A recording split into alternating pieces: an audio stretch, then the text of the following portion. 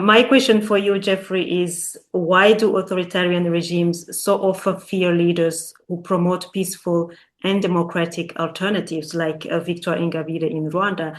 And why is Paul Kagame so resistant to her participation in Rwandan politics? She's a threat to their narrative and to their ongoing impunity. And that's exactly, to answer your question, why authoritarian leaders like Paul Kagame fear leaders who champion nonviolent democratic alternatives and pluralism like she has. I think authoritarian regimes like the one in Kigali would fear figures like her for these simple reasons. It's because peaceful Democrats, what do they do? First and foremost, they expose the regime's illegitimacy without giving it the excuse of violence or instability. It needs to justify that repression. So that's why they're so scared of her. Victoire didn't call for war or ethnic division, as is so often painted by the regime's PR and propaganda apparatus. She simply returned from exile to run for president, and she challenged Kagame's one-sided reconciliation policy. She laid out a clear and reasonable roadmap rooted in truth, accountability, justice, and inclusivity. So Victoire offers Rwandans across ethnic lines a genuine alternative based on dialogue and accountability. And I think